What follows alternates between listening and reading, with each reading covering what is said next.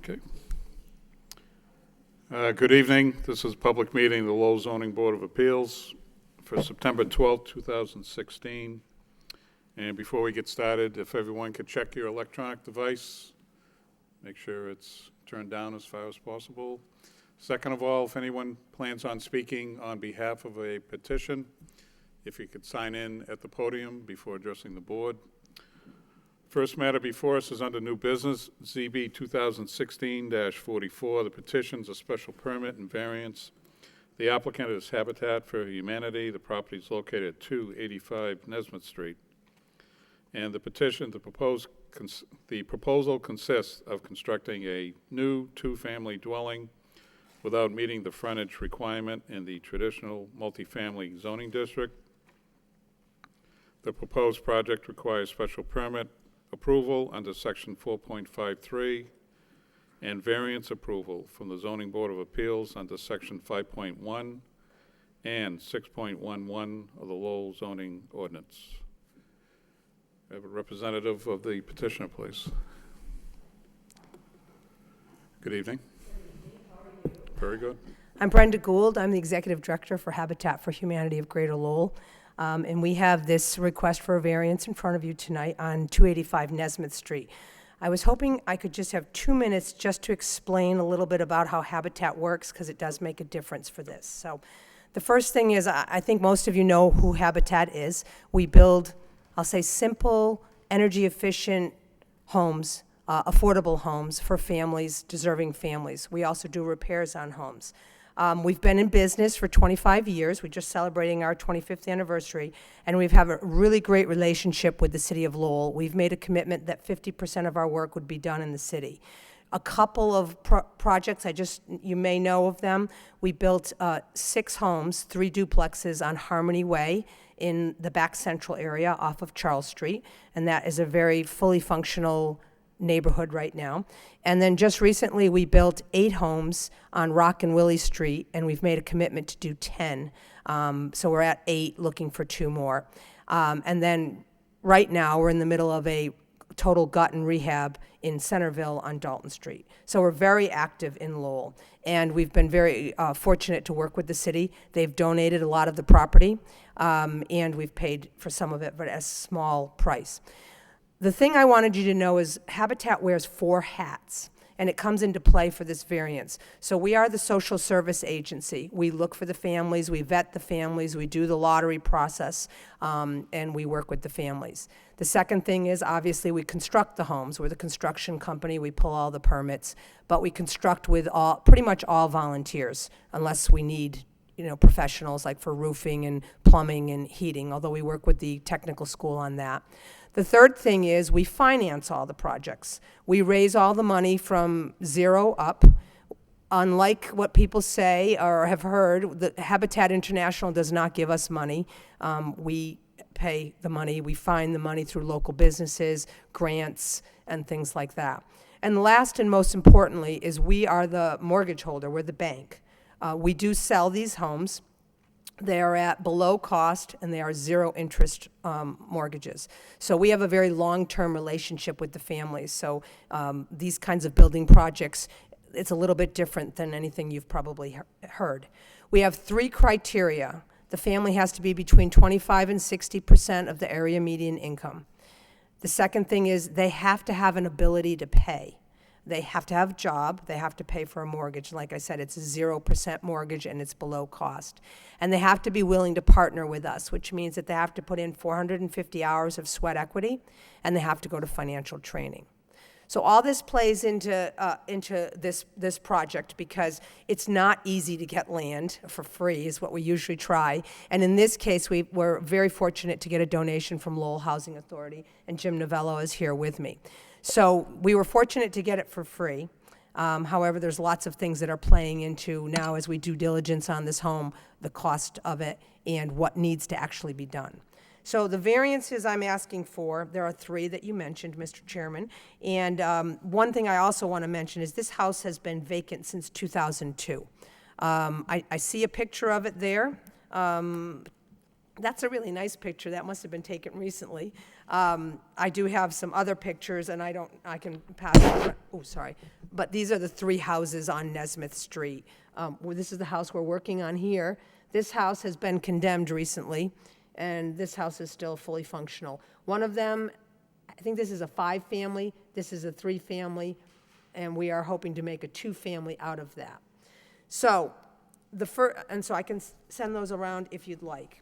So the first variance we are asking for, and I looked through the zoning book, so I apologize for being naive on this, but I think the first one is the 4.53 is a request to if we need to demo the house. My understanding is if we were to demo the house, we need a variance to rebuild. I'm not saying that we are definitely going to demo the house yet, but we've had some quotes because the house is completely filled with lead, and we've had some quotes on lead abatement, and they've ranged between $130,000 and $150,000. So as I mentioned earlier, that we have to raise all the money, that's a pretty big nut for us to raise. We were expecting some costs, but that's a little bit higher than what we were thinking. So I think that's the 6.1. Am I correct on that? I think that's the first request for a variance. So if we were to demo, we would probably put something up very similar to the house that's there. I wanted to give you a visual, but this would be probably what we would do. It would be a 2-level home, first floor, second floor. We are going to try to save if we demo. If you've looked closely at the house, there's some window decorations on the top. There's a stained glass window in the house. There's some medallions on the house.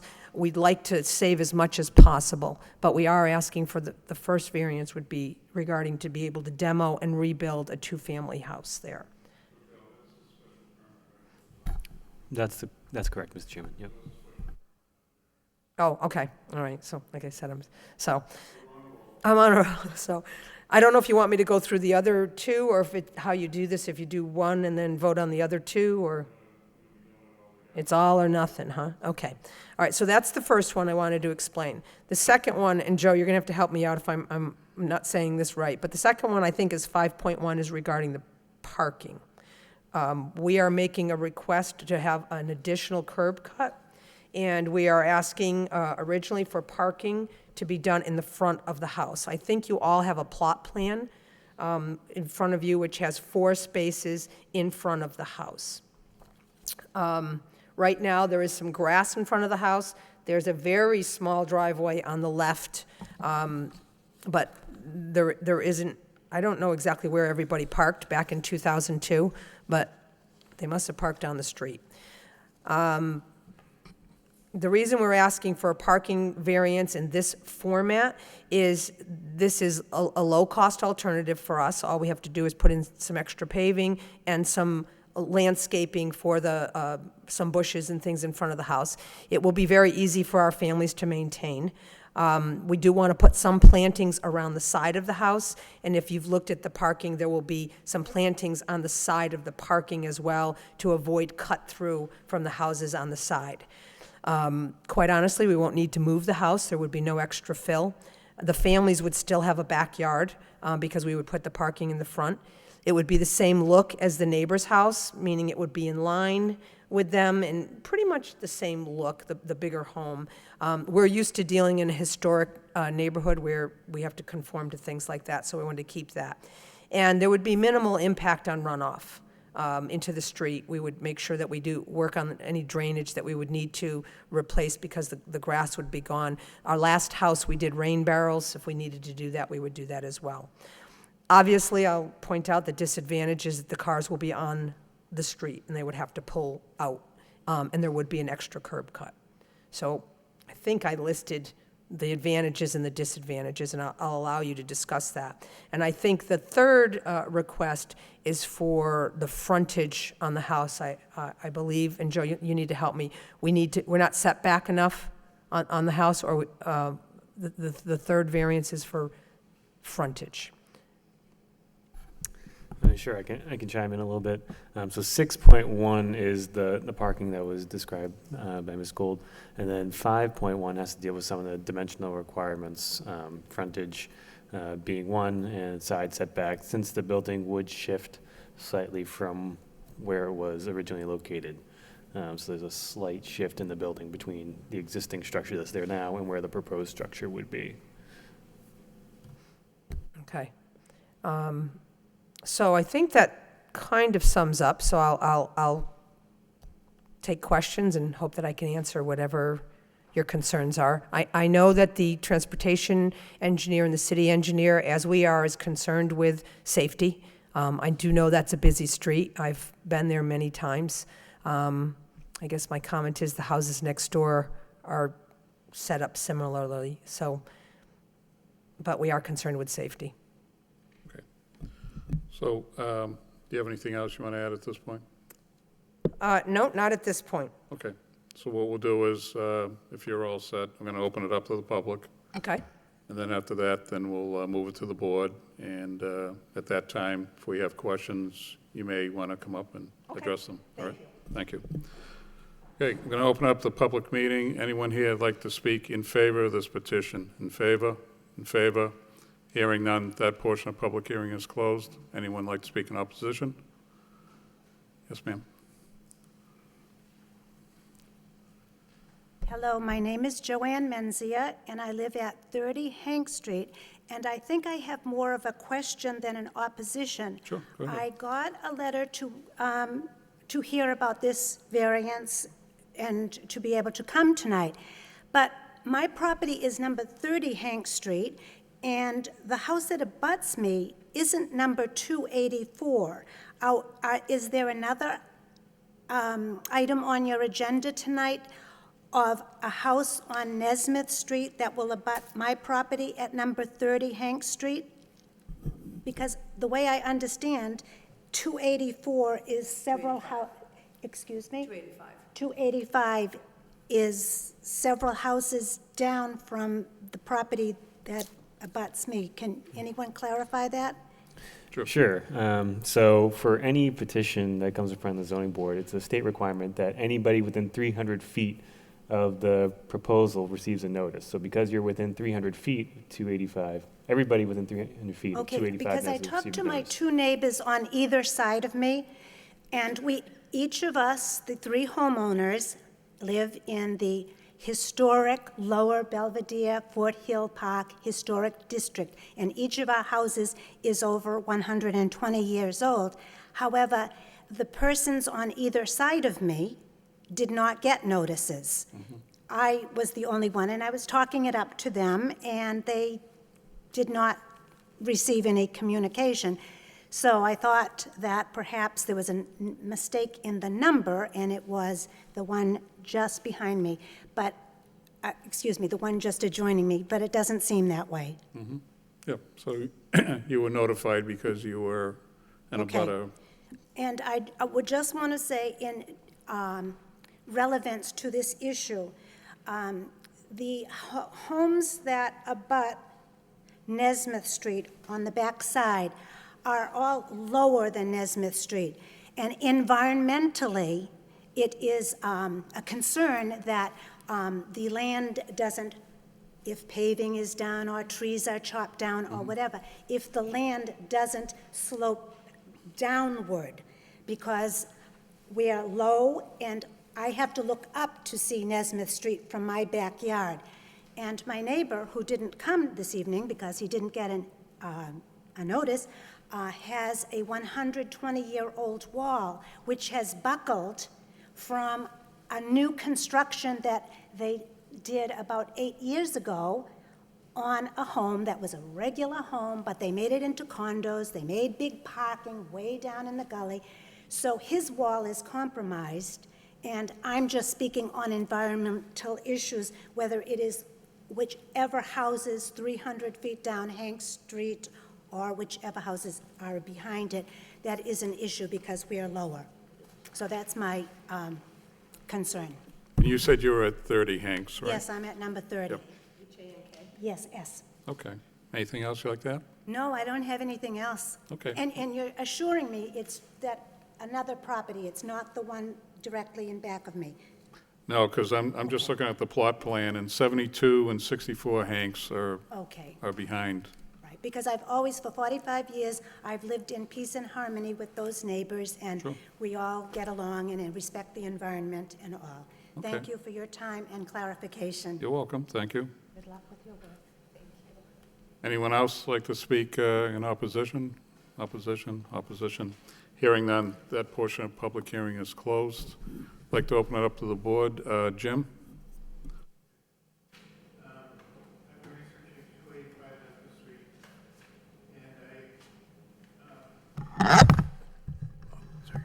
and I intended to, and I did, call 5 city councilors to get their, whether or not they thought that this would be a worthwhile building to save. The house, which you can see in the mailing I sent to you, was valued at $390,200, which is substantially more than the de-letting cost. It's not historic by declaration of the Historic Board, but it is historic to Lowell. Thomas Costello, who was the grandfather of the editor of The Sun in 1902, was trying to set up a neighborhood, and this house was part of it. This house is located on this map right here. Okay, and it's a map that I got from the Register of Deeds. And I also, as I said, I went to the assessors, and I found $390,200 was the assessed value of the house. And as you know, assessed values are usually a little bit less than the actual value of the house. So it does have value. There is, as I said, as I didn't say, but I should have said, a rush to judgment. And there is limited parking available, which is a violation of Code 6.1, and I am looking for other violations to save the building if I can. It was allowed to denigrate under the Lowell Housing Authority. As you pointed out, it hasn't been visited, it has been lived in since 2002. They did not use it for the past 4 years at least, because I talked to a neighbor and he told me that nobody's been in the house for 4 years at least. So I'm not surprised about the 2002 thing. The reason given for the proposed demolition is that the building needs to be de-letted, and it would be cheaper to tear it down and put up new construction. I had a figure of $120,000 for de-letting. I went out and found some people who de-led and talked to them, and that seems to be a fair price for the de-letting. It leaves a value which will only increase by de-letting it, however, and leaving it standing for the family. Sorry,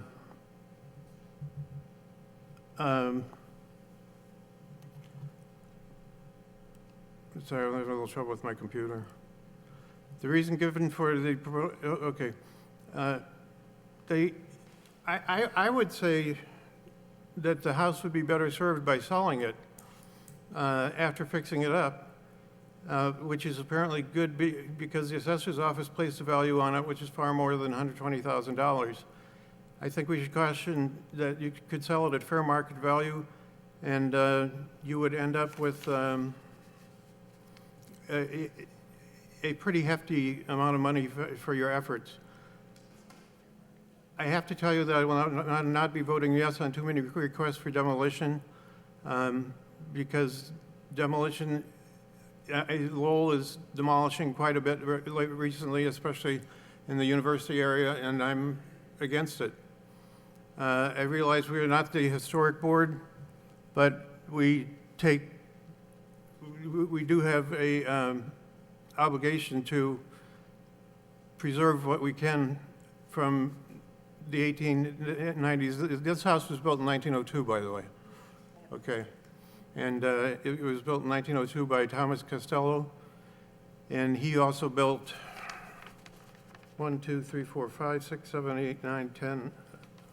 10 other buildings at that time. Again, I'm worried about demolition, I'm worried about I'm worried about what is going to replace it, because I don't like current architecture. It has no, to me, it's not attractive. And houses come out looking, to me, like boxes, I have difficulty with that. I did send the chairman a letter about the assessor's report and the historic board, and I wrote, I am rapidly becoming more familiar with the zoning code book as I look for ideas to stop demolition. I know that the zoning board is not the historic board. I know that the house does not currently fall in a historic district, but I trust my instincts. I will generally not vote to tear down buildings built before 50 years ago. This one definitely fits into that parameter. That was basically it. Okay, thank you, Jim. Sean? Thank you, Mr. Chairman. I had a quick question for Joe, actually. When we got the comments, it looks like there was some communication between you and the traffic director, Nicholas Passanetto, regarding potential parking and the thing. And I noticed that there was a sketch of the plot plan, line plan. Was that something that was made by by staff, or is that from the traffic department, or is that? Yeah, it was a quick sketch done by staff. So the transportation engineer's comment, and I think it's something that we would generally agree with as well, is that parking in that particular area, Nesmith Street, within the front and then backing out onto Nesmith Street isn't the most ideal condition to be proposing. It'd be great if there was an alternative to have some sort of parking and kind of behind the building, along with some sort of turnaround, so you don't have to end up backing out into Nesmith Street, because it is a very busy area, potentially dangerous area to be backing out into. I understand that it is something that occurs currently at a couple properties in the area, but there are some other properties as well that have parking in the back. Yeah. So it's kind of a mix. There could be, actually the traffic engineer, myself, and the city engineer met the applicant on site. We did go over some of that. There are some issues with grading in order to try to accommodate that. So it's kind of a difficult spot to try to figure out, is it okay to have cars backing out over there, or is there some way to try to get the parking to the back? Yeah. I mean, I'm all for what Habitat for Humanity is trying to do in this instance, as well as the LHA, but the parking thing, if what's being proposed is the parking spots in the front of the house, or in front of any existing structure that they're going to put, I think is, I don't think that's feasible, because it seems that it is a very heavily traveled street. I believe it's still part of the major highway. I think it's part of 38, if I'm not mistaken. Yeah, that's correct. And to have cars backing out of there. So I guess to the applicant, what are your thoughts with regards to the parking situation? I mean, or is this just a situation that, I don't know, I think I'm trying to like grasp, how can we set something for parking if we don't know what the plan really is yet? Is this something that you guys have worked out, or is this just more of a, Well, we're looking for the possibility of we just want the idea of raising the building and possibly building something else, and then I just parking need a is, little more information, so. parking is part of it. We're proposing parking in the front. But we did take a look at two other alternatives based on Joe and Lisa and Nicholas coming out to work with us.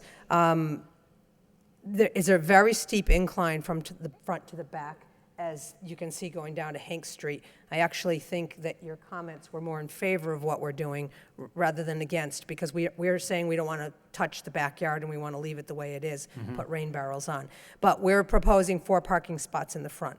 What Joe's mentioned is to put the 4 parking in the back. In order to do that, we would have to build a retaining wall on the side and in the back, about 1,200 feet, which my quick estimates, because this has really been about a week, is about an additional $30,000 for us to build a retaining wall. With that, there still is a steep, it's a very shorter, and there'll still be a steep incline on that. And I know that you may have to continue this. I do have drawings of the incline here and what would happen. In order to put a retaining wall, we would also have to work with the house next door. We would have to be on their property, which is currently condemned, so I'm going to have to work to find the people who own that property in order to do it. So that's what we're proposing in the front. We have looked for it in the back. Snow removal would be an issue. I think more in the back than in the front, because where's it going to go? You're going to push it down the driveway, and if we have a winter like 2 years ago, where are you going to put it? So that is still a concern. That was my fault, sorry. No, that was one of my other concerns as well, is with regards to snow removal, and, I mean, it's really tight area there, and to have, Right now, if we leave the snow, if we put the parking in the front, the snow would be able to be pushed to the side of the houses. There's about 10 feet on each side of the house, so we could push the snow back there. The other thing I want to just mention about putting the driveway in the back, other than the retaining wall, that will be adding more costs to the family, because in the condo association, they will have to put in money to either repair or replace the retaining wall at some point. It would also, if we put parking in the back, do away with any backyard that they would have. It would also give us more runoff into the Hank Street. And in addition, to do a parking where the driveway on the side, we would have to move the house 4 feet one way or the other. Joe originally mentioned about moving the house. In the plan that we're talking about, we would put the new foundation right where the current foundation is. I wouldn't move the house. And if I could just comment, is it Jay? I'm sorry, I don't see your... Sean. No, Sean, the gentleman next to you. Is it Jay? Jim, that's Jim, sorry. I'm sorry. I just wanted to comment on, I understand your point about demolishing the house, but the house next door doesn't look that nice right now, and I don't want this house to end up like that. I wanted to comment to you, you mentioned about selling the house at fair market value. Habitat doesn't do that. We sell the house to affordable homeowners at below cost. The house is deed restricted. They would never be able to sell it. It would stay affordable in perpetuity. So selling at fair market would not be an option for us. As far as the assessed value at $390, I can guarantee that the assessors have not been in that house. There's no way that house can be assessed at $390. The inside is completely full of lead as well. And I just want to mention as well that this would be home ownership, not rentals. The houses next door are all rentals, 5 families and 3 families. So I do have a sketch of the retaining wall and the option, which is an option, but there are other disadvantages to doing that, taking away the backyard, increasing runoff. I know that offsets the safety, but those as well. Yeah, on that, while we're on the topic, and we're talking two-family, I'd be happy to see what you have as far as the retaining wall is concerned, but we're talking two-family, 3-bedroom apartments, is that? Houses, yeah, home ownership. Three-bedroom I'd say, houses? whattever you call them, condexes. Condos. Yeah. Okay. So right now, we're proposing 3-bedroom. I know there was a question about an egress on one of the floors. It's on the side off the bedroom, because my understanding is you have to have 2 forms of egress. And we put it on the side because the lot is steep. So we put it on the side so that it would be right before it goes down, so there would be an option for a second egress. I'll be happy to take a look at whatever, as far as you have Right that. to pass it here or now, or okay. Just bring-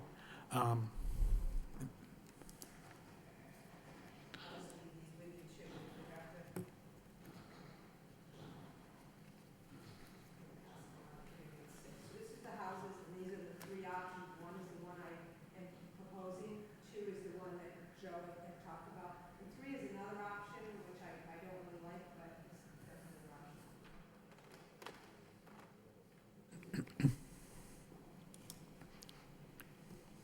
Mr. Chairman, Thank you for the assessor's report. Hold on, let's check this out.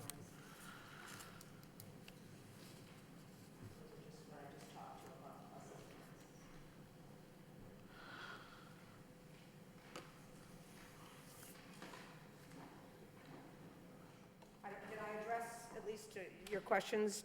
Yeah, I kind of did you both at the same time.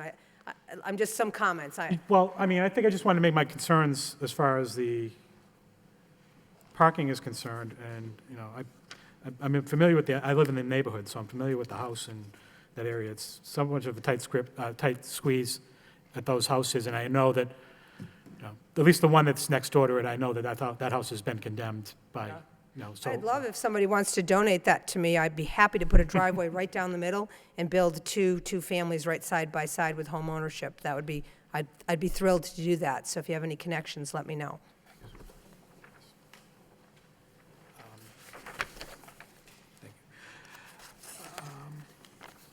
So, I think that's all I really have at this point right now. But I'll wait to hear what my other colleagues have to say. I certainly appreciate what Habitat for Humanity does, and certainly don't want to, you know, put them in a position, you know, where they can't do the great work that they do. But it's the parking thing is really kind of weighing on my mind a little bit, and trying to rectify. I'm hoping we can try to rectify that a little bit, because, I mean, I'm sure you understand seeing it, that if you have four cars parked in those parking spaces at the same time, and everybody trying to get out, you know, might be a bit of a mess. But I'll reserve to hear what my other board members say. So thank you, appreciate it. Thank you, Sean. Mike? Thank you, Mr. Chairman. A number of the questions I had have already been answered or at least addressed. I initially hoped that the parking in the back was something that you would be able to do, but the more I looked at the going out to the site this weekend and noticing the grade, and then seeing what the actual change in grade is on the plot plan, it to me doesn't seem feasible to put the parking. The cost to put the parking out back doesn't seem feasible to me in this particular case, because we're not dealing with a private developer who may be able to you know, sell the home at a much higher value than versus Habitat for Humanity working on it. So, and again, as you pointed out, it brings up the concern of the abutter who spoke earlier, because she lives probably dozens of feet below the grade of this backyard. And also, it pretty much, that's a pretty small area out back. I didn't go into the backyard. Between the condemned home on the right and the overgrowth, I was a little concerned about not being seen from the street while I was looking at the property, which I actually spoke to Joe about earlier. The property to the left really needs to have a second look, because again, similar to what you tried to do on Rock Street, you put in a couple of decent new homes there, but then properties on either side are in pretty bad condition. So hopefully that won't continue on this road. A lot of the rental properties in that area are in pretty poor condition. So I see whether you demolish this home or try to renovate it, it's going to be an improvement for that stretch of Nesmith Street.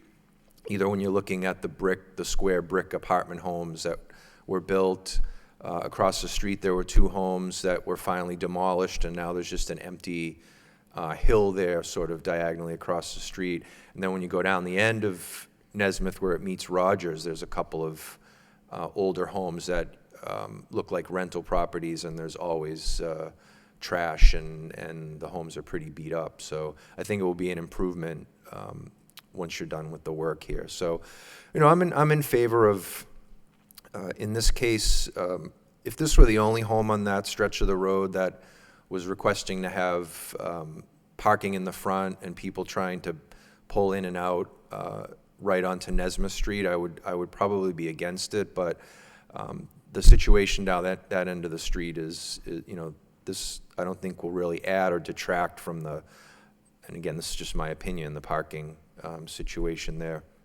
One thing I did want to add, you did mention if there is some connection to the condemned building next door. Before the meeting started, I did ask Joe to send the proper inspectors out there again to look at that building. And so they may be able to help you figure out how to get your hands on it. I don't know if the city has taken it through tax title or if it's still, you know, an absentee landlord or someone who's just basically walked away from it. But so I would, you know, check in with DPD to see if they can help you figure out what you could do with that property. That property would probably needs to be demolished. I don't think there's any chance of that being renovated, but did I actually have a question there, or was I just listening to myself talk, Mr. Chairman? I think that's all I have right now. Thank you.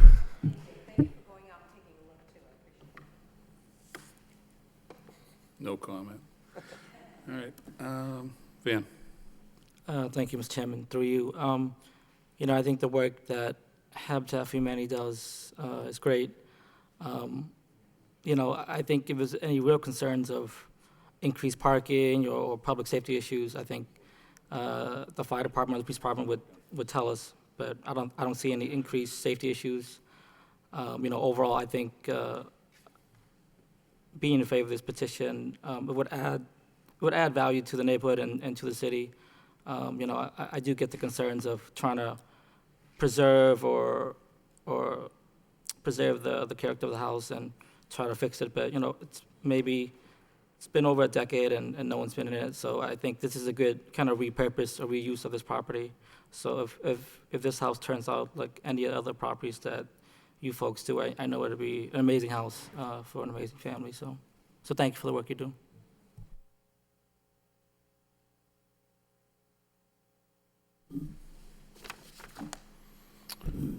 Okay. So the new, the proposal that you have in front of us, what's the footprint that you're proposing to do versus the existing footprint? What's the difference in the structure itself? I'm pretty sure it's pretty much the same. Okay. I think I gave you guys a couple of the copies. And Joe, because you had mentioned about moving the house, I was proposing that we would not move the house, and we would build in the current footprint.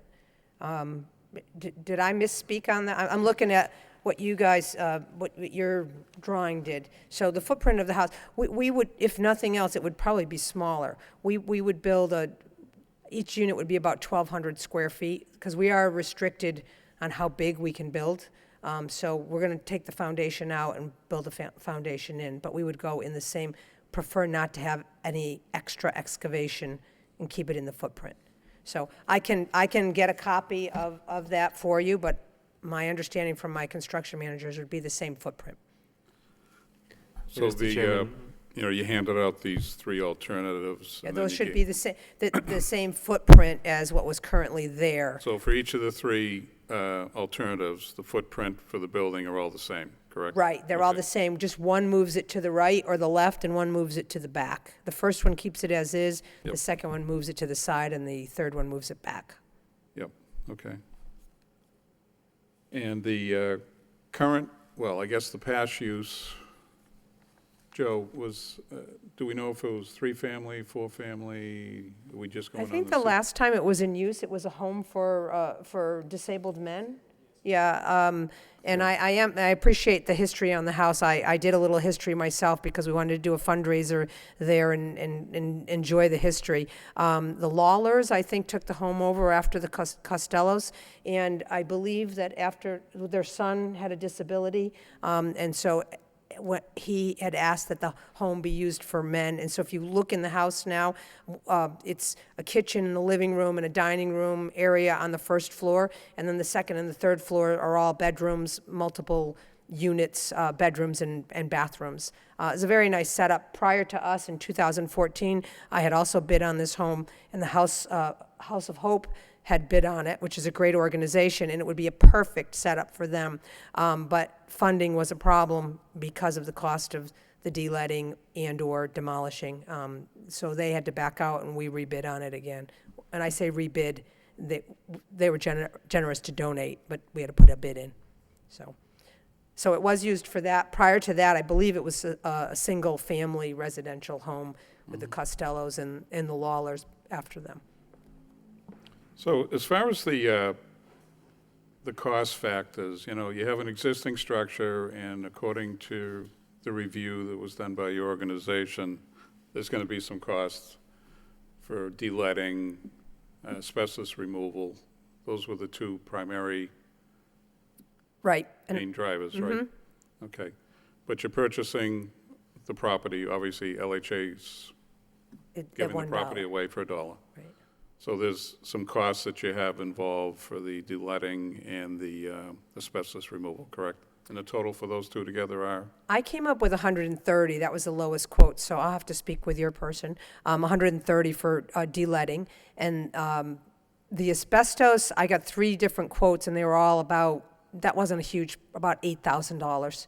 I had 3 different quotes on that. Okay. The other What thing el- I what want to else, mention, go ahead. No, let me just ask another question. What else would you be doing to the home? Say it was 50,000 for doing that. What else would you be doing to the existing structure?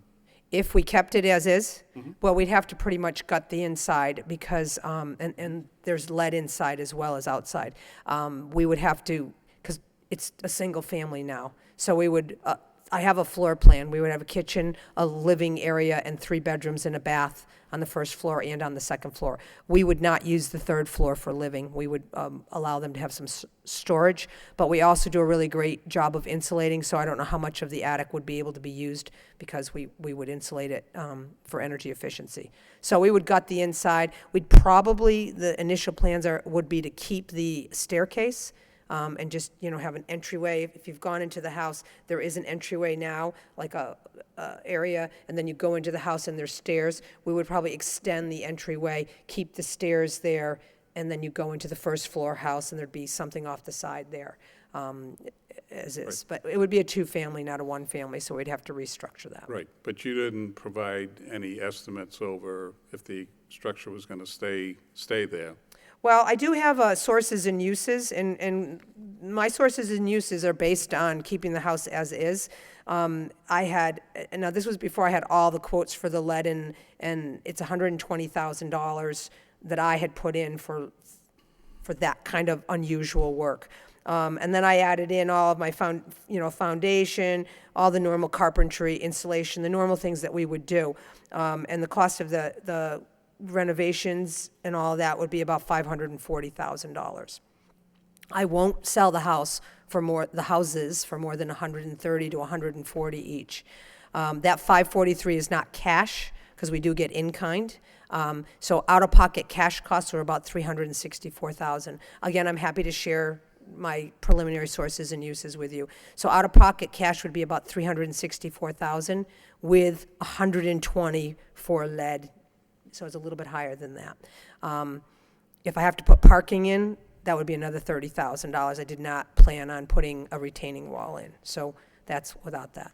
So we would have a loss, which we always lose money. I'm not saying that we shouldn't. We'd have a loss of about $100,000 on 2 structures. We normally lose about $20,000 to $25,000. The way we operate, you know, the money will come. We usually operate at a loss. So. $540,000, about $364,000 would be out-of-pocket cash costs, not including the retaining wall if we put the parking in the back. We sell the houses for about $130,000. All of our houses have to be below 30% of the income of the family. So if I spend $500,000 and I have a family that can only afford $200,000, if that was the case, we would sell the house at $200,000 and we would take the loss. We don't obviously lose that much money, but that's the way we operate. We want them to be successful homeowners, so we don't sell it for more than 30% of their income. So if I have somebody on the lower income, the house is going to cost them less. Somebody on the higher, up to the 60%, we could add a little bit more. So as I said, I'll lose about $100,000, a little bit more when I add, if the parking was to go in the back. But if I save the house as is, my estimate right now is we would lose about $100,000 in cash for 2 houses. Normally, I lose about $50,000 for 2 houses. So in relationship to the parking, you know, I listened to the comments you made. I know in your write-up for the alternatives, you mentioned about disadvantaged cars backing out into the street. You know, to me, and I think Sean talked about it, and you know, Route 38 is... Yeah, it's busy. It is what it is. And, you know, part of this board's responsibility, you know, if we're going to grant stuff, variances, special permits, you know, what we're granting should, you know, on its basis, make a lot of sense. And backing out onto that street really doesn't make sense to me. That's why I'm kind of looking at the, you know, I think this kind of tells the story, the picture that you gave us. If we take the existing conditions, like right next door, that white house that's boarded up, I see this car parked in front there now, and it's all hardscape. There's no, this house at least has some type of a lawn that's there, which is nice. But backing out onto that street, I have a big problem with that. I don't see risking people backing into the street. I see that as a huge risk. So, but on the counter side, you've mentioned about you don't like it sitting in back. And if I take a look at that, now, one comment I believe that you made was you'd have no like backyard, for instance, for you got two families. Now, I don't know how the families are going to share the backyard anyways. I know it's common area. But the third alternative now shows it still in front, and I know you mentioned that you're not crazy about number 3, but I did look at number 3. So 3's got the parking in front, obviously different. It's got one curb cut, if I'm looking at this One correct. curb cut, yeah, the way we're proposing it, yep. Right. You'd have a backyard based on number 3, is that correct? You'd have a little backyard, not much, because we'd have to push the house back. In order to do that parking where we keep Yep. one curb cut and they can kind of come out forward, Yep. we'd have to parallel them 4.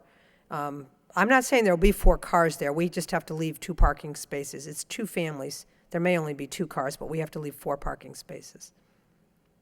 Yeah, well, we need 4 with 2 units, Right. you know what I mean? But you don't know that for sure there'll be 2 cars, but there probably will be. Well- But there'll be some backyard, but it would be significantly reduced because I'd have to push it back a little bit more, the house. Yep. So where did alternative 3 come up? That was kind of I threw that in. Okay. Because Did you have, and this is something else I'll lead into, I know Joe and the city engineer, yourself, and the traffic engineer walked the site last week, correct? right, So the discussion by the traffic engineer to move the parking out back then led into extending the driveway, the additional wall being built. But that was just a discussion last week, right? It wasn't Yeah, really, you guys didn't like sit in a room and kind of talk it through. And I'm just wondering if there's any, even number 3, now, I guess based on, and I appreciate when you say there isn't much of a backyard for number 3, but I really can't tell by, Yeah, I you know can what give mean, you some by looking information. at this. There seems to be a lot of stuff in play here. I mean, the first driver seems to be is the cost for your organization. That, to me, based on everything I'm hearing so far, is all about the cost. You know, the original cost, then the rehab cost, and then the parking with additional costs. So I'm really struggling with, you know, is this plan been really thought through yet? And maybe, you have a 2-year window anyways to turn on this, correct? If I read the paperwork correctly? right. The way the housing, the state, I think mandates, you get 2 years to, Right. you know, turn the property around, as long as it's, or if you got things in process. I mean, I'm not trying to push it off, but I'm just wondering, would it be advisable to maybe sit down with the city and maybe, I don't know who your contractor is, I don't know, He's my employee. Okay. We do have, we have some employees, myself and my Right. construction So manager. you end up subbing out a lot of your work? Is that what you end up doing? Or do you have your own employees doing the actual construction? It's all volunteers, Volunteers? so- Okay, yeah, unless we have to have, some, like, we don't do asphalt, so there would be, yeah. we would work with a contractor for that. So your build process must be longer than normal because Yes. you have volunteers, 2 years right? sounds like a long time, but, Right. yeah. Right. No, I'm just, I don't know if you're open to that, but, there may be a way to work this. The parking, for me personally, I'm not really cool about the parking out front. I don't think that's what the city wants. I don't think that's what we need on Route 38 either, is people backing out onto 38. And I know if you live there, you probably get used to certain things, but it'll just take one accident, and then it'll be like, zoning board approved this. We got a brand-new house, and somebody backed into traffic. And I don't think that's what the city's direction is, and I think that's why the traffic engineer, based his opinion on it. Sure. And I know that triggered, the wall and everything. That's why I was curious about number 3, if that was really discussed, but I can see, Yeah. you're trying to put your thinking cap on Right. to, No, because we only met last week. I mean, there were some other suggestions I put on the bottom of that, pluses and minuses, about using the house next door, if you're looking at the house to the right, and trying to use their parking to go through into the backyard of our parking, to put parking back there. I don't really want to do that. It creates an issue with who maintains what, but it's still another option. We have to keep things open. And then obviously, I know it's kind of joking, but the house to the left, if we ever were to acquire that, that would be something that would also give us options. And perhaps I am rushing it a little. I will say that we haven't put all of our thought process into it. We've built 40 homes, so I kind of have an idea of a cost per foot, and then we add in some of these extra costs. But I haven't looked at the actual asphalt and how much it would cost to move the house and all that. And I could go back and do some of that, because we just had this discussion really last week. I was probably more in a little bit of a rush, because if we do decide to take the house down, we don't find another deletting cost for less, I wanted to do it before the winter, so that I would have something to start on in the winter, and framing and things like that. So that was also part of my concern to come to you on that. But I'm happy to come back with trying to do a couple of the plans. I'm interested to hear who you've got for deletting, and see if I can work them down a little bit.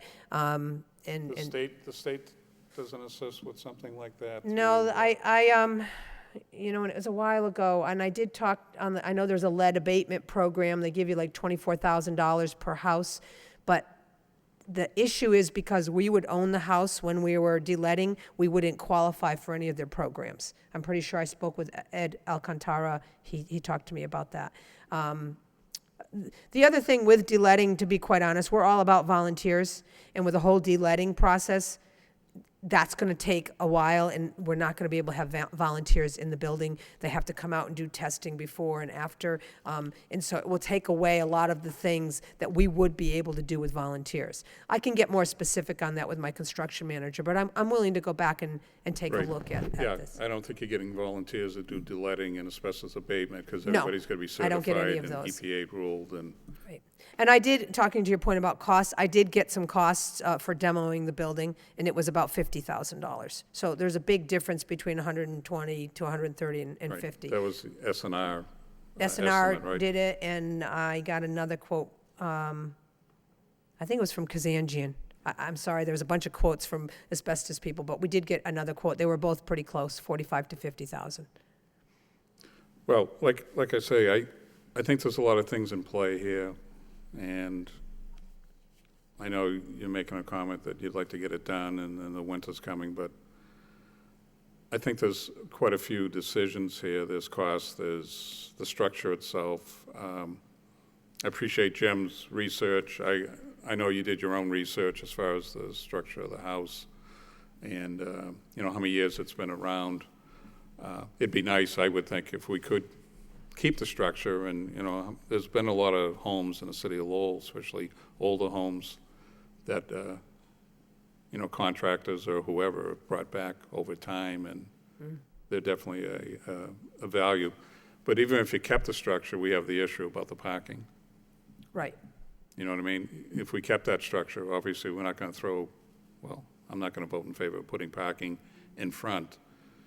It's just like, what's the distance between the two homes, the white house and the yellow, the one that you're purchasing? I mean, when you look at it this way. There's 10 feet to the lot line. Yeah. I know that. So Joe, how much are they missing as far as the width of the driveway? Did anybody even take a look at that? The current driveway Yeah. you're talking about? It's a little hard to tell out there. It looks like the driveway could probably go over the property line, Yeah. would be my guess. So I don't know if there's some easement in play or not, or if it's something that's just been going on over time. Well, and there's no opportunity to park on the side, stack parking between the two homes? If something was worked out between the two properties, you'd probably need some sort of easement or something like that. I don't know if one is in play or not Well, these are already. the things Right, I would have Just- to work with the current homeowner on that. I don't know if they'd want to give up parking themselves. If whomever owns the house, who I do have who it is, you're saying if we could kind of go Well, over I'm the just lot saying, line? if you could get the 4 parking on the side, Yeah, you keep your backyard. You'll have a backyard. right, You don't have to build a wall. right, Now you're back to the structure about right. what's the real. And I'd also have to have the people next door sell me their property, I guess. Yeah, I don't know if I can just do an easement, Yeah. because, so, I mean, I just found out who the owner of that property is, and I think it's Michael Quadros, who lives in Lowell, so I haven't contacted him, so I'll certainly reach out and see. I don't know what the situation is with that. I only can tell you this, is when I started to build in Rock and Willie Street, all those properties were low value and junk, and as soon as I started building, all of a sudden, the price that people wanted went way up. So when I start to come into a neighborhood and say, this is what we're gonna do and we wanna buy your property, all of a sudden, the $100,000 goes up to $300,000, so, but maybe this person will be a little more reasonable. yeah, so if you, I mean, my suggestion is we continue this and give you ample time to research. We don't have to come back next meeting or 2 meetings. We could keep it open, for a month, 2 months, whatever time do you think's adequate to take a re-review of this and maybe either come back with the same proposal, or you might come back with some new suggestions or alternatives. Okay. I would be open to that. I don't know if any of the board members have any comments on that or anything else they want to ask Ms. Gould. Yep, go ahead, Mike. Well, I just want to add, Mr. Chairman, I think I missed the 3 alternatives that you had presented when they got passed around, and I did have a chance to look at it. So I'm really leaning more toward or against what I said earlier about being able to back out onto the street, because when I'm looking at alternative 3, although it does push the house back, I think that is certainly a really good compromise on the parking, between adding all the extra pavement to get out back and having to build a retaining wall and having the concern about snow removal and runoff going down to Hank Street, versus backing out onto Nesmith. I know originally I said it wasn't a huge concern of mine, but that's because I was only thinking of either parking in the back or parking in the front. But that 3rd alternative, to me, I mean, again, there are some other things that I know the chairman has mentioned, but would be I think a good alternative to consider as a compromise on the parking.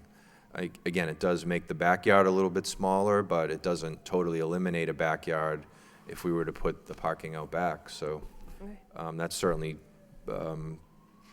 changes a little bit about what I said earlier, not much, but just wanted to make sure I was on the record as having seen the 3 alternatives that you presented on the parking. So, and I just want to add, I know the chairman said, you can take as much time as you want. You can also take as little time as you want if you think you can meet with the planning office within the next 2 weeks and be ready for the last meeting in September.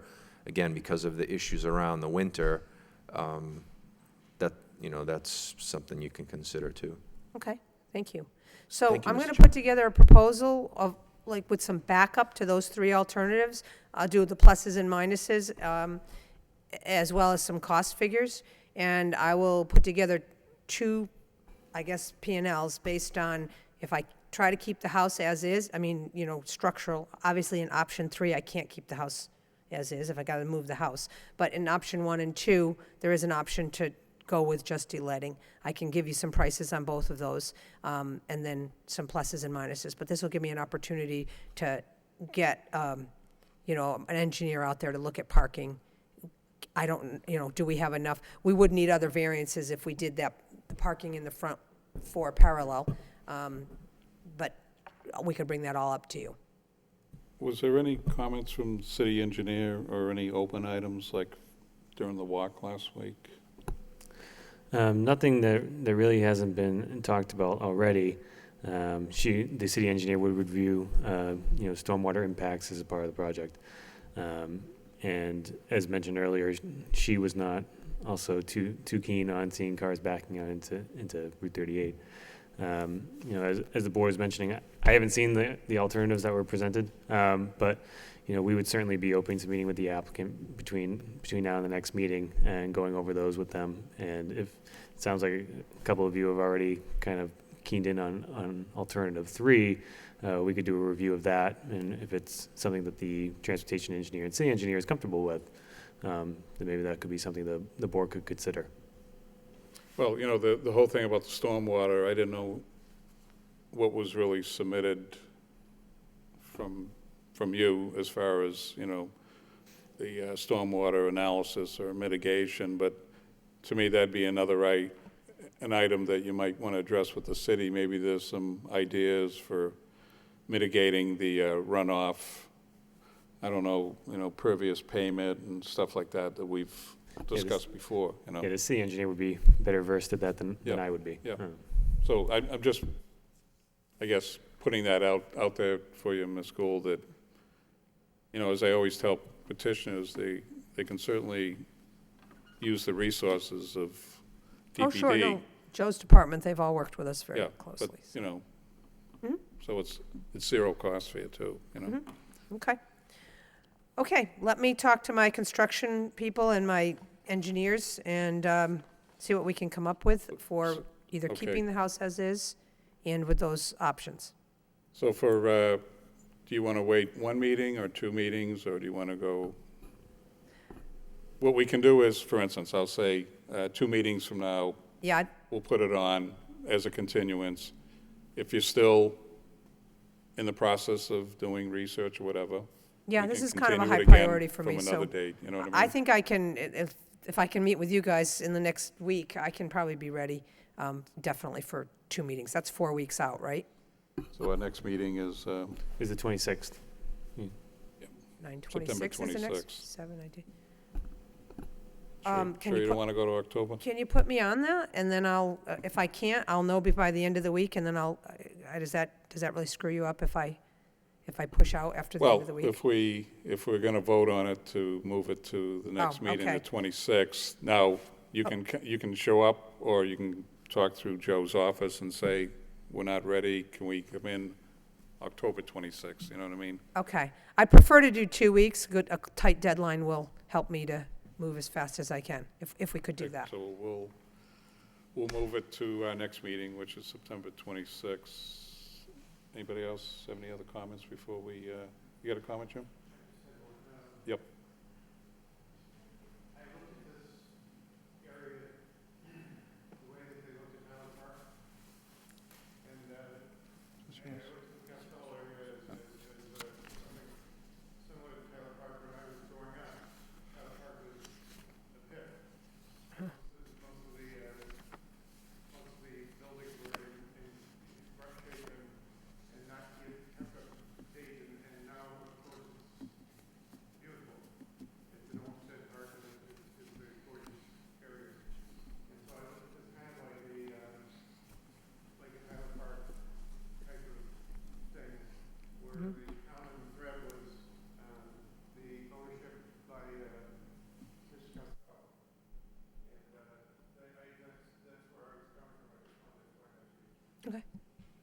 Thank you. Okay, thank you. So could I have a motion to continue this to September 26th, please? Yes, through you, Mr. Chairman, I'd like to make a motion in item ZB 2016-44, special permit and variance for Habitat for Humanity at 285 Nesmith Street, request to be continued to September 26th. Do I have a second? Second.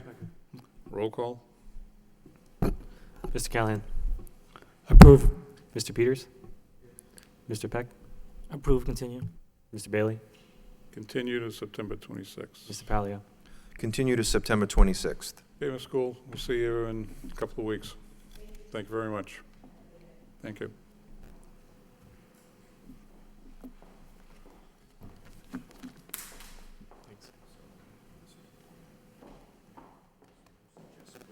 Yeah.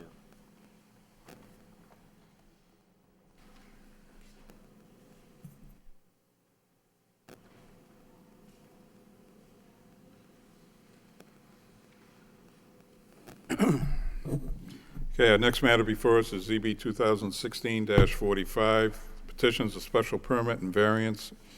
The applicant is Eminent Development LLC. Property is located at 331 Broadway Street. And the petition, an application for the construction of a new two-story mixed-use structure on 331 Broadway Street. The lot contains approximately 5,429 square feet of land. The applicant has proposed to install 2 commercial units and 2 residential units. Elevations for the proposed new construction have been provided as part of the application package. Good evening, Mr. Yes, sir. Mr. Chairman, members of the board, James Flood, 549 Roger Street, Lowell, representing Eminent Development LLC, the owner of the property. With me tonight, Tuan Nguyen, who is the manager, and his wife, Trin. The property, is, as you probably know, is presently vacant, and it contains 5,429 square feet, and it's zoned UMU. He wants to construct a 2-story non-conforming structure on a portion of the lot. The first floor would contain 2 commercial units. One would approximately 800, and the other would be approximately 1,300 square feet. And two units on the second floor, 2-bedroom units. The rear of the building would be a parking lot for 5 motor vehicles, which would include a handicap van. Plus, there'd be a screened-in area for the trash bins. As you probably know, we were in front of the planning board last Thursday night requesting a special permit under 6.16 to reduce the residential parking requirement from 4 to 2, and that was affirmatively voted on by the planning board. As I explained to the planning board, the little history of the site, most of you are probably familiar with it. I've given you pictures. I can remember it being a paint store many, many years ago, and then most recently it was a used furniture store. Client purchased the property in 2006 and completed a renovation of the entire inside of the building. Approximately 2 years ago, we entered a lease with a prospective tenant who was going to do his own fix-up. Well, in doing his own fix-up, he knocked down all the bearing walls and the roof collapsed. The building commissioner came in and condemned the building, and last November ordered a demolition permit. There were various health issues, and there was also some activity in the building that he was quite concerned about. So as a result, the building was torn down in December, and without a special permit from this board.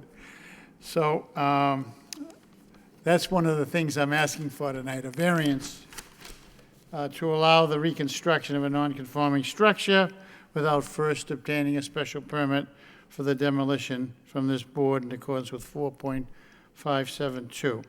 Because of the building commissioner's letter, and because of the safety issues and the activity in the building, it was important to be done quickly, and we didn't have time to do it, and it was the winter time, and Mr. Shanahan wanted it done before the winter.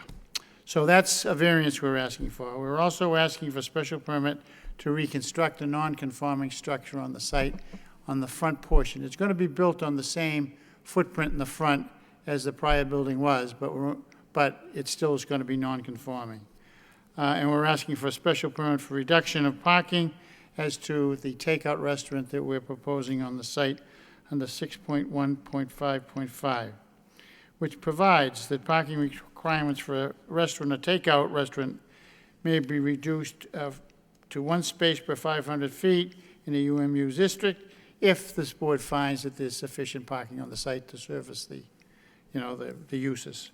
So the takeout restaurant would be in the 800 square foot spot, and it's probably going to be an Asian noodle shop, and it's 800 square feet. So we needed 3 spaces, but we're going to reduce it with this special permit to 2. And just for your information, as far as the other commercial use on the first floor is concerned, under 6.16, that can also be reduced 50% if we're located within 1,500 feet of a public parking facility. And I've given you a plan that was prepared by Hancock Associates that shows that the parking lot just down the street here on the corner of Market and Dummer Street is 1,400 feet. And that's what the planning board based their decision on. So if you approve these requests, I think the traffic engineer approved the plan based on the granting of these permits. There are some additional city comments that we've agreed to abide by. Have you submitted anything, Joe, to them from Thursday night? There were some conditions that the planning board placed on it. Yeah, I didn't submit anything formally, but I did mention it to the chairman that the condition of the planning board approval was just basically to comply with the city's memorandum that was submitted to this board prior. The stormwater calc that the city engineer asked for, the trash removal, I think in that spot in the back of the parking lot, there's room for 4, which should be the 2 recycles and the 2 trash for the residential units. The 2 for the commercial will be rollout bins, which will be picked up by a private contractor. We agreed to everything that was in that August 22nd letter, and I think that was in the planning board decision. And as to snow removal, if there's additional snow on site, we will remove it. In addition, since we're in the Acre Neighborhood District, as you're probably aware, Mr. Peters, we need approval of the design from the Historic Board. We have been working with the Historic Board, and I think if you've seen the design that's proposed, it's very similar to what was there. There are some additional minor points that have to be taken care of, but any approval by this board would be subject to historic approval. I think that what he's proposing for the site is great. It's a very important intersection for the Acre. Something should be built on it. It's going to provide some housing, some small businesses for the neighborhood, and because of what happened to the building, I think if this was denied, he'd suffer a substantial hardship, and I think we're going to conform with all the other issues of the zoning. So I'm here to answer any questions. I'll ask you a couple of quick ones. Okay. The present owner, when did he take possession of the property? 2006. Okay. So he's owned it since 2006. So 2006, he's been through all this. Yeah, he renovated the whole inside, and then Yep. tenant was coming in and was going to put, I think, a restaurant in there, and he knocked down all the bearing walls and the roof came down. Yep. Sean Shanahan was very good to work with, but at the end he said, you've got to take it down. Okay. He said there's activity inside at night that the So police on was- your memorandum and narrative sheet, you talk about the special permits and variances. Right. I think we Can we covered. just, I read through these, Joe, I just want to make sure. So you got special permit regarding section 4.5 for the reconstruction of non-conforming structure after demolition. But then you also have a variance from the Board of Appeals under section 4.57 for the reconstruction. Right, that was, as Attorney Flood mentioned, that was because the permit was not requested prior to the demolition. Prior to It was not demolition, we requested didn't prior come- to demolition because the building commissioner ordered the building to be taken down within 30 days. So there's a special permit and a variance for the Yes. Correct. non-conforming? Yeah, it'd Okay. be a variance as to the initial demolition. And the special permit is because taking it down before the construction, is that? The variance is because the request was not made prior to demolition. And the special permit is to reconstruct. It was very similar to what was done over at 237 Adams Street. You may recall that building. It hasn't started construction yet, but that was another situation where the building commissioner ordered it taken down, and they ended up coming before this board after the demolition had taken place because the building commissioner had ordered it taken down within 30 days. And then So you you- have a special permit for the reduction of the parking for the takeout restaurant. And then you got 6.1 for a variance for reduction of parking. If necessary, but if you approve our special permits, we don't need it. Yeah. Because I think, as the traffic engineer said, Yep. we conform, and he's approved it, so. Yep, okay. Clear as mud, okay. Anything else you want to add? No? Okay. All right, I'll open up to the public. Anyone here that'd like to speak in favor of this project? In favor? Favor? Hearing none, that portion of public hearing is closed. Anyone here that'd like to speak in opposition? Opposition? Opposition? Hearing none, that portion of public hearing is closed. I'd like to open up to the board. Jim?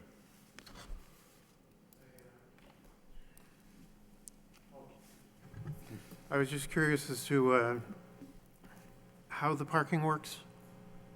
Did you see the plan that I gave tonight? There's 5 spaces in the rear. The site plan that I gave you earlier tonight. Oh, okay, all right. There's 5 spots, Yeah, one yes, of I them saw being it. a handicap. I'm sorry, thank you. I think there's just a small drawing of it on that plan, but Right. I gave you the engineered plan earlier. Right, thank you. No, I have, well, I did want to ask the question about the water, was it groundwater? That, I think Attorney Flood alluded to it a little bit. There'll be some stormwater calculations that'll need to be presented to the city engineer, and that's something that should take place prior to any construction taking Prior to place. So she should need to review and approve that prior to construction. okay, thank you. Yeah, I think that it was one of the conditions from the planning board, so that would be, any of their conditions would be put into your decision too. Right, okay, thank you. I'm kind of new at this still, so, Excuse me? I'm kind of new at this still. You're doing a good job.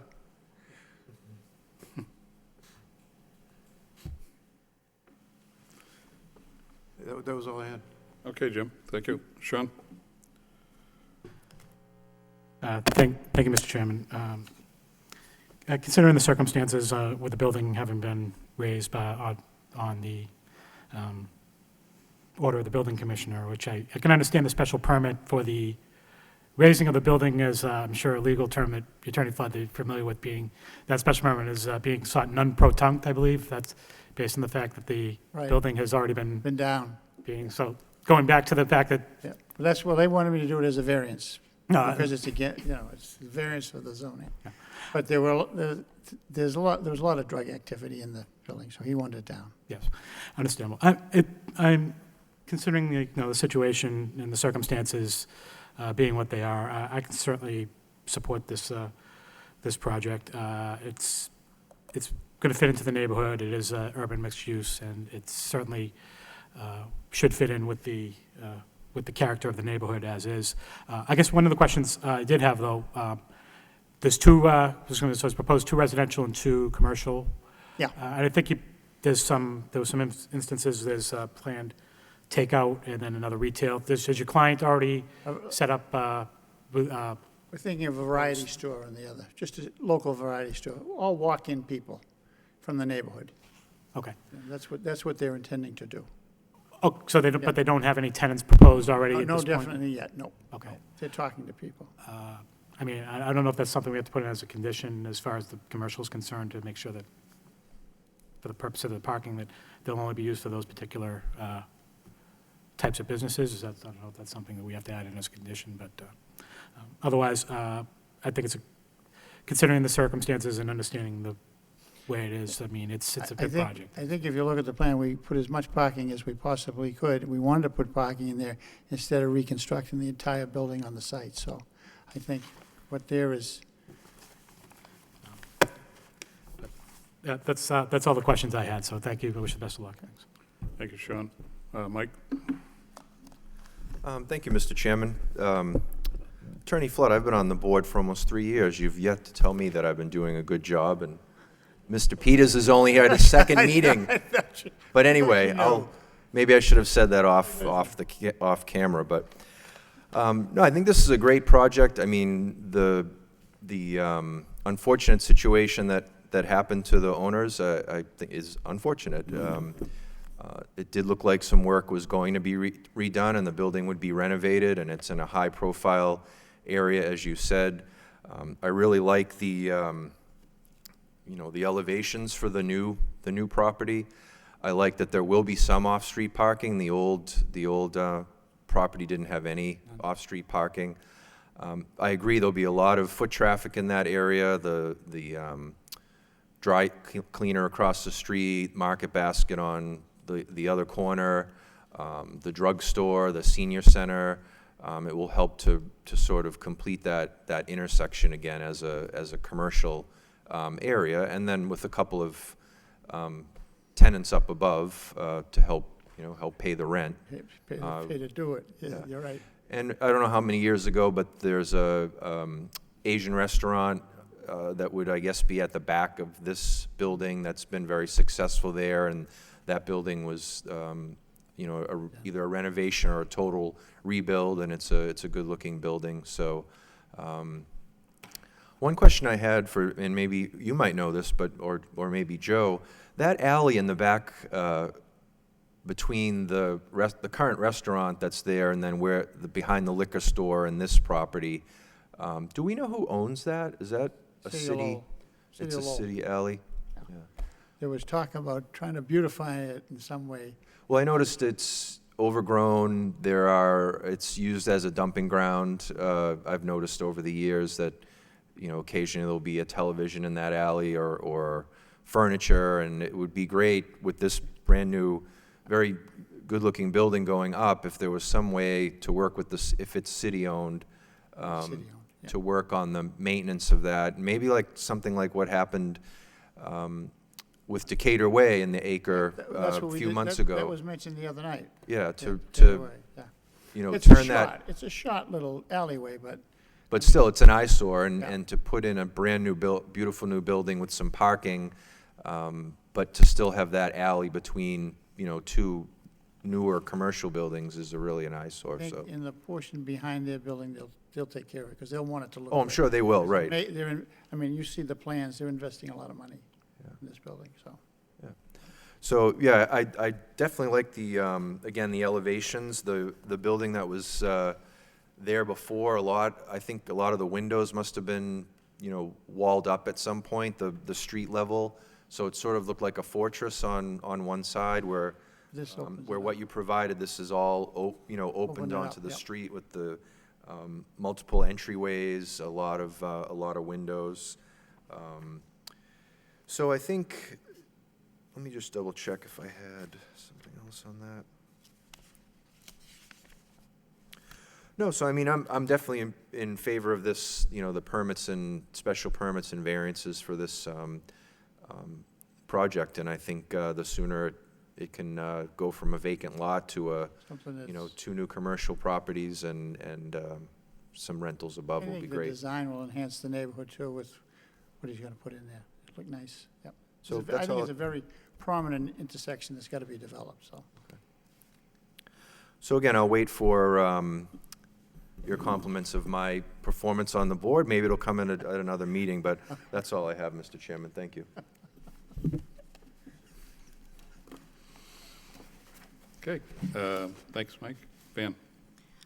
Through you, Mr. Chairman, like my fellow board members said, this project makes complete sense. It blends in really well with the neighborhood and that fusion of the business/residential for that kind of corridor. So overall, I hope the business owners do well. So best of luck to you guys. Thank you, Van. A couple of questions, Counselor. So it's going to be 5 parking spots. One is handicap. So you're getting relief. I know Planning Board did their Yep. relief on, so you have 5. And in looking at where they're situated on that back end of the building, which one of the board members asked, I know when I visited the site, I pulled into the China Star parking lot and, did my observations from there. And one of the things that I wanted to ask this evening, is there any plan to put up any type of, and I say any type, of fencing between, now I know the city-owned land, you're talking about that strip there. Is there any plan for any type of fencing going up? Not unless the Historic Commission tells us to do it. Everything in the design of the building and the landscaping is under control of the Historic Commission. And they haven't mentioned the fence, so. Okay, so as far as the snow storage, I know it was There's a mentioned that, Yeah, small spot, and if we fill it up, we're gonna take it off-site. yeah, because I think if you got 5 cars back there, it's going to pretty much take up all the space anyways, correct? There's It's another, just a- on the back, though, there is a little spot where we could Yeah. put some snow, but not much. So probably this new structure and China Star are probably going to use the city land to put their snow in. No, we're not, Okay. no, Okay, we're not. We'll remove. Yep. We have a small portion in here we could use, but, yep, we'll move it if it's too much. He realizes that. yep. Is the owner going to be operating either one of the businesses there? No, Okay. Are the 2 units rentals or owner occupied? the rentals. Yep, The rentals. okay.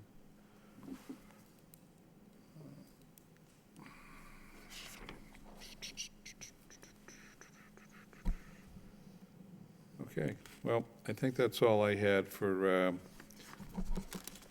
yeah, and as far as, I guess back to the parking, just real quickly, Mr. Flood, the way the parking is set up, the heck's my thing? There's no backing out onto Broadway, correct? No, They no. can, You can turn around in there. I think what Joe and I took a look at, it's almost like a T-bone where they can back into and then come right out. Yeah, and all on site. There's no backing out. Yep,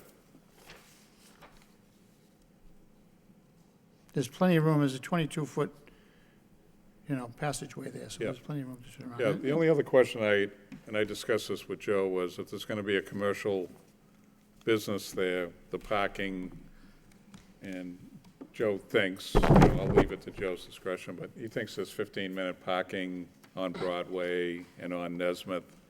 That's why when somebody asked about what type of business was gonna go in there, a variety store, Yeah, we hope it's all going to be local so people can walk.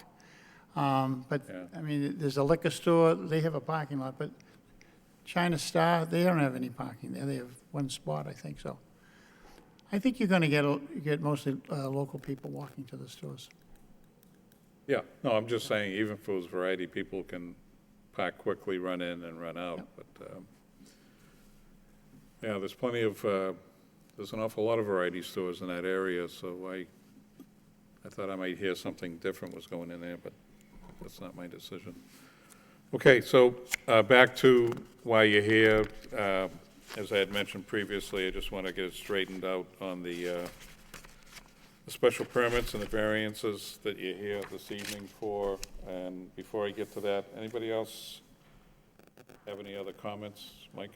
Sure, go ahead. Just one more quick question about the parking. Will any of the spaces be marked for the residential, for the tenants, or will they just all be left unmarked? They'll be left unmarked at this point, but I mean, they're there at night most of the time, and, I wouldn't think there'd be that many people at the variety store at that time, so. Okay. No. Okay, thank you. Okay. So we'll take, I guess we'll take the special permit first. And the only 2 conditions that I've heard so far would be, obviously, the acceptance of the planning board was one, and the next one Historic. would be the historic commission that you still have to go before. Is that correct? Yeah. Yep. We're working with them, and there's a couple of minor things that have to be completed before they sign off, but, Okay. I mean, I think the planning board through most of that in their decision anyways. Yeah, yep. Okay, so the first special permit would be for section 4.5 for the reconstruction of a non-conforming structure after demolition. Correct. Okay, and then special permit for the parking under section 6.15 for reduction of parking for the takeout restaurant. Mhm.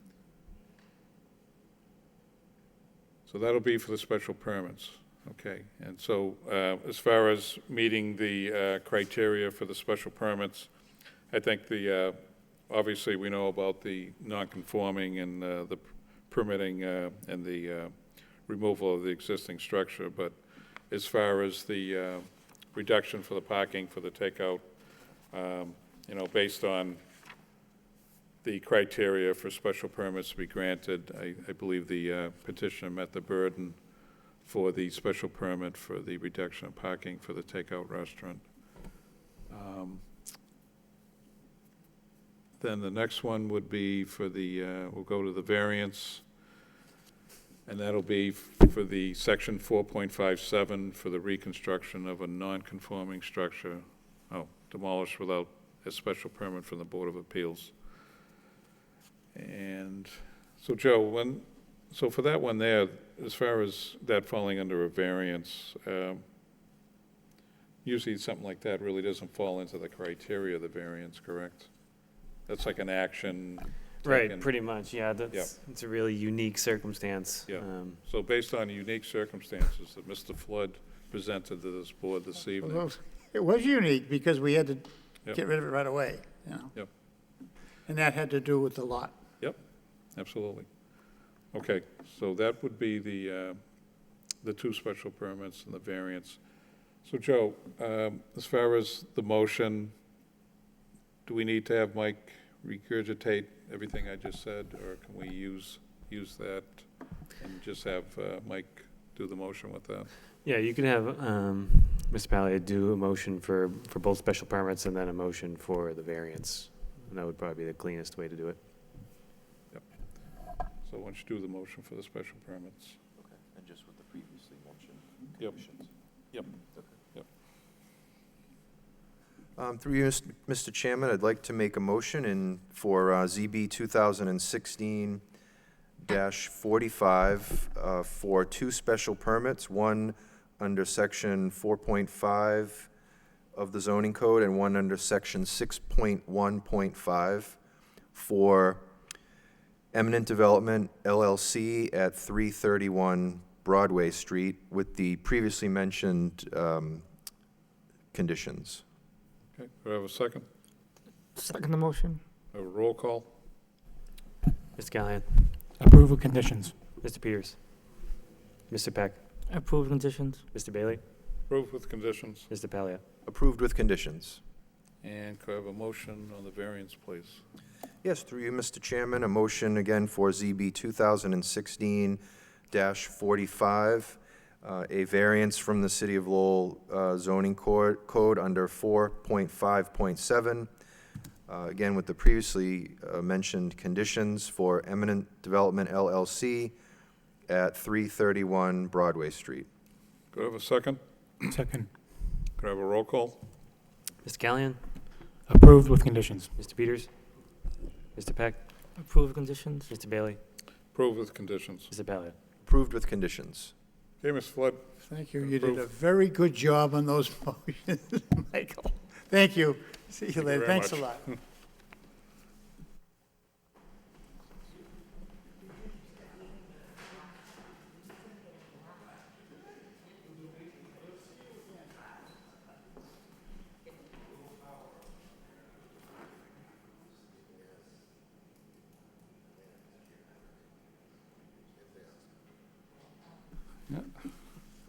Okay, our next matter before us is ZB 2016-46, the petitions of variance.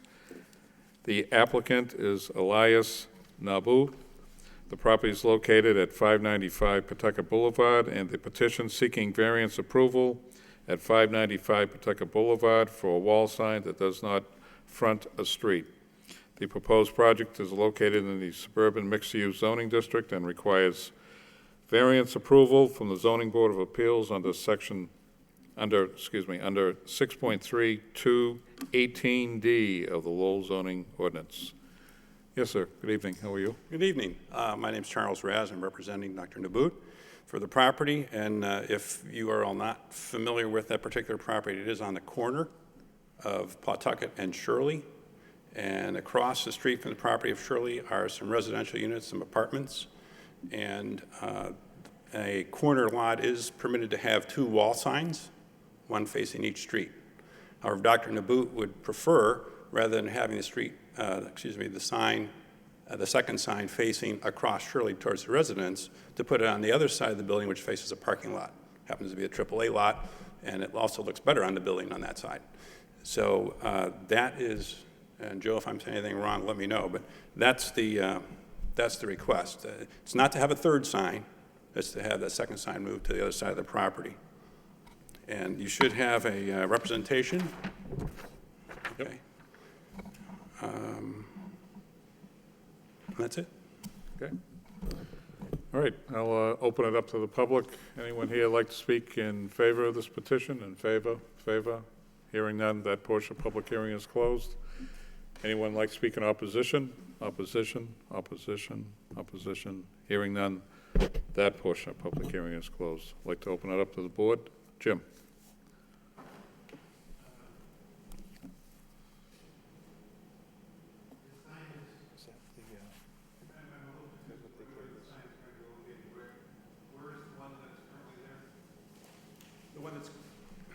The one that's currently there faces the river, faces Pawtucket.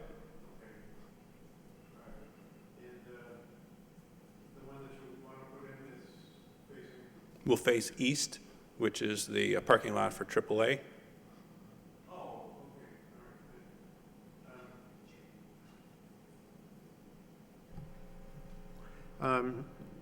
That, I don't really have too many, this falls under the, I'm kind of new here, so I'm not sure exactly what we're doing, so. I ask myself that a lot of times. Well, you're all doing a good job. Yeah. Oh, thank you. See? Thank you very much. Yeah. Okay. Yep.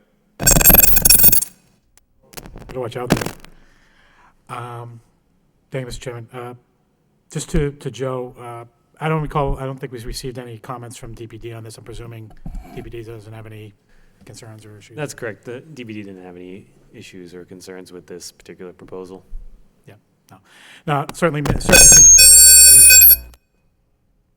to make sense to me that, we don't want the sign being facing in front of the residents and just have it in the parking lot where people who are parking in the parking lot know where they're going. So I have no concerns with this. I think it seems fine to me. So I wish you the best of luck. Thank you. Okay. Thank you, Sean. Mike? Thank you, Mr. Chairman. Yeah, I agree. I mean, in the short narrative that you provided to state that the owner was willing to consider the neighbors and move the sign to the other side, it's sometimes rare that we hear that, and there's obviously no one here in opposition. So just have a couple questions about the second sign. Will it be the same shape and design as the one that faces Pawtucket Street? Yes, Okay. it would be actually identical, Identical. duplicate. Okay. Any plans to illuminate either of the signs? Yes, the illumination is intended to be indirect, external illumination, and not a downlight that would cause some glare down at the street, but rather an uplight. I believe there's I guess the note may not be there on this particular drawing, but the 2 gray boxes underneath the sign are meant to be the possible locations of the upward-facing illumination for that sign. Okay. Joe, would they need to come back to us, or is that already allowed in this district? That would be allowed over here. Yeah, the external illumination. Yep. Okay. The only other comment I had, and again, I thought it was ironic when I went out to the site on Sunday. Is this Mr. the owner here? Dr. Naboot, yes. The owner, in good faith, considering the neighbors by moving the sign to the other side, I noticed that there were 5 neighbors' cars parked on the owner's lawn, and they had signs on their side of the street saying to keep off the grass, off of the apartment building's grass. So I don't know if that's something that you'd like to talk to the neighbors about. I mean, because it's essentially turned part of your property to mud. But they're, instead of parking on the street, they were all parked on your property, so. Just to make a comment, that particular street, Shirley, really could use repaving, as you may or may not know. Yeah, sometimes I think they park on the weekends on the property, and I don't mind it, because no, the property is not occupied. It was just an observation of mine, again, because you've made, yeah, you were here before us a month or so ago for the parking. Yes. You cleaned up the back lot that was too small to be built on, and you put some pervious pavement out back there, or some crushed stone and gravel, and cleaned up the lot. And I just happened to notice that, you know, a number of the residents in the area were parking on your property. So it was just an observation. It's not really related to the signage, but that's all I have, Mr. Chairman. Thank you. Thank you, Mike. Van? You know, the relocation sign makes perfect sense, and as my fellow board members have stated, you've thinking about the neighborhood, so thank you. Well, and the only thing I'll add is, as you mentioned, this property came before us. I know Mr. Flood got out of town and took off, but Mr. Flood was before us for the parking, and we did talk about the side street there, that we're in full agreement as far as, you know, I know that's not why you're here about the street, but the street does, hopefully it can get on the approved pavement listing somewhere in the near future, because the petitioner's done a great job bringing that building back slowly but surely. He's bringing in new tenants, so voting on the parking was, you know, a good move for this board. The signage, obviously will help with his business. I think it's a nice-looking sign, and if we go by the section regarding the wall signs, the petitioner has met the burden regarding the type of sign that can go up, the illumination, and then also his, again, as other people mentioned, his consideration for his neighbors is a plus for this board. So with that, I would vote in favor of this variance that's being sought at 595 Pawtucket Boulevard. Any other members have any other comments? As far as, usually what we do ask is, as far as the illumination, will this be left on 24 hours a day? Is it only going to come on at dusk? And what's the hours of operation for the illumination? Comes on at dusk until the morning. What time would it be off, sir? Probably 6 to 6, something like this. I didn't, can you come up to the? It was intended to be, Yeah. It's probably it's like 6 to 6. Oh, 6 to 6. Oh, 6 p.m. to 6 6 p.m. to a.m.? 6 a.m.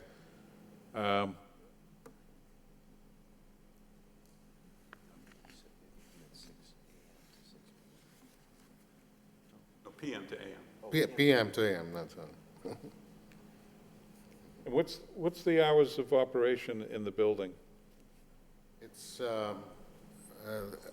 from basically 8 a.m. until 6 p.m. Okay. So you believe you need it on through 6 a.m. the next morning? Doesn't have to be, no. Yeah. Generally, we wouldn't have it, you know, usually when the business closes, pretty close to that is when we'd have it go off. But, I mean, based on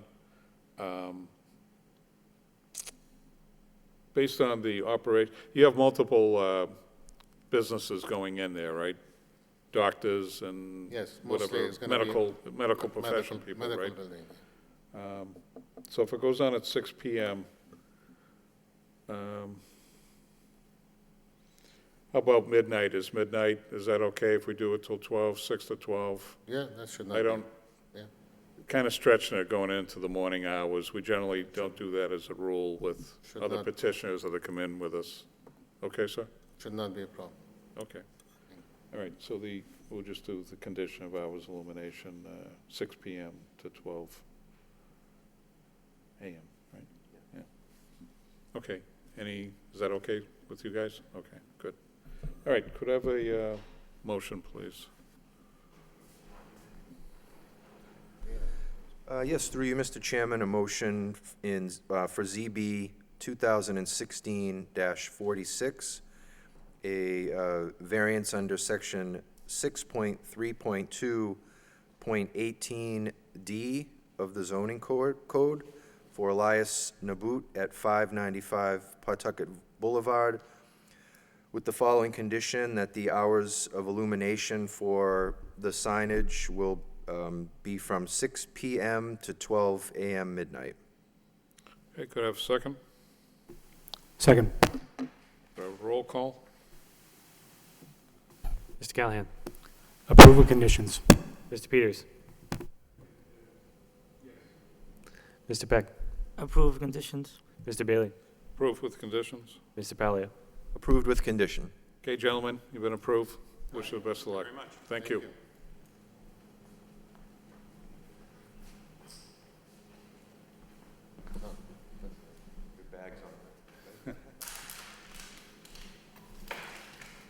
Joe, anything else for this evening?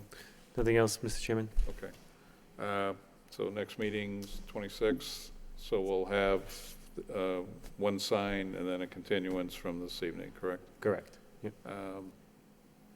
Is there anything out there for the signage for the next meeting? Is there something posted for that one? I believe it'll be posted on the website tomorrow now this meeting's over. Okay, good. All right, anybody else have anything? Everybody planning on being at the next meeting, as far as I know? Yep, okay. All right, so could I have a motion to adjourn, please? Through you, Mr. Chairman, I'd like to make a motion to adjourn. Do I have a second? Second the motion. So moved.